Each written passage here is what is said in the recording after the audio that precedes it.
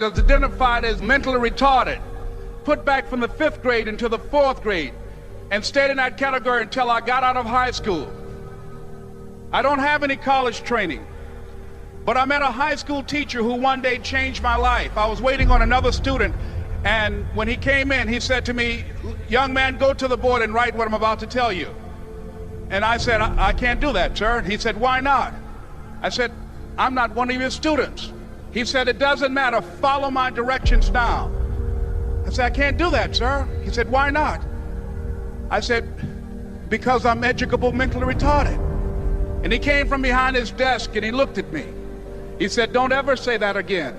Someone's opinion of you does not have to become your reality." And as he talked, my heart began to beat fast. Tears began to run down my eyes, and I was in the back just listening to him, because the speech he was giving, that speech was for me. And he said, "Les Brown," he said, "if you want to do anything worthwhile in life, you've got to be hungry." I told Mr. Washington I wanted to become a disc jockey.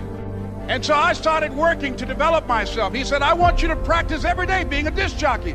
I said, "But I don't have any job now." He said, "It doesn't matter." He said that it's better to be prepared for an opportunity and not have one than to have an opportunity and not be prepared. And as I was working to develop myself, I applied for a job as a disc jockey, WMB, on Miami Beach. I went to a guy named Milton Butterball. I said, "How you doing, Mr. Butterball? I'd like to get a job as a disc jockey." He looked at me, he said, "You have any broadcast background?" I said, "No, sir, I don't."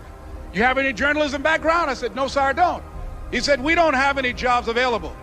I said, "Yes, sir." I went back to Mr. Washington and I told him. He said, "Don't take it personally." He said, "Most people are so negative, they will have to say no 7 times before they say yes." He said, "Go back again." So I went back again.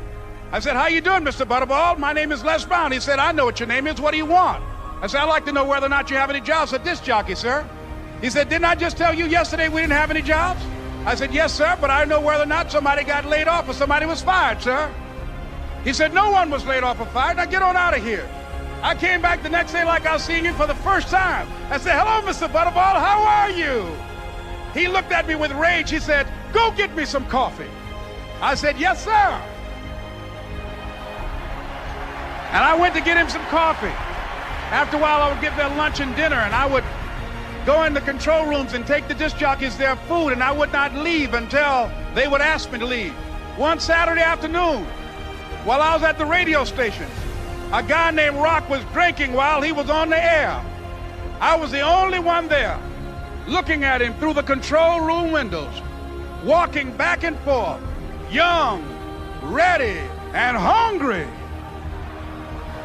Pretty soon the phone rang, and it was the general manager. And I answered the phone. I said, "Hello?" He said, "Les, this is Mr. Klein." I said, "I know." He said, "Rock can't finish his program." I said, "I know." He said, "Would you call one of the other DJs in?" I said, "Yes, sir." I hung the phone up. I said, "Now he must think I'm crazy." I called my mom and my girlfriend, Cassandra. I said, "Y'all turn up the radio and come out on the front porch. I'm about to come on the air." I waited for about 20 minutes, and I called him back. I said, "Mr. Klein, I can't find nobody." He said, "Young boy, do you know how to work the controls?" I said, "Yes, sir." He said, "Go in there and don't say nothing here." I said, "Yes, sir." I couldn't wait to get behind those controls. I put on an old Stevie Wonder record called Fingertips. I sat down behind that turntable. I said, "Look out, this is me, LB Triple P. Les Brown, your platter playing papa. There were none before me, and there will be none after me. Therefore, that makes me the one and only. Young and single and love to mingle, certified, bona fide, indubitably qualified to bring you satisfaction, a whole lot of action. Look out, baby, I'm your love man." I was hungry. I was hungry. You got to be hungry. Begin to know that you have greatness within you. And if just one of you here begin to envision yourselves as being blessed and highly favored to reach your goals, if just one of you capture the essence of what that means, that you have greatness within you and a responsibility to manifest that greatness, that you can make your parents proud, you can make your school proud, You can touch millions of people's lives, and the world will never be the same again because you came this way. It was hard, ladies and gentlemen, coming to speak to people. And I was facing financial difficulties in my own life. I was behind on my bills and my dreams, and I'm saying to them, you can live your dream. It was hard, ladies and gentlemen. It was very difficult to pick myself up each day believing that I could do it. There were times that I doubted myself. I used to ask myself, can I do this? And something said within me, you're the one. Don't give up on your dream.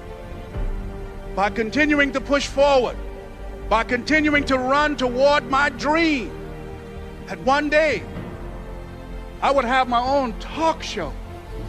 It's a long shot, ladies and gentlemen, from Liberty City, an abandoned building on a floor, never knowing my mother or father. It's a long shot. Being here with you today in this dome in Atlanta, it's a long shot. No college training, labeled educable, mentally retarded, but I kept running toward my dream. Don't stop. Don't stop running toward your dream.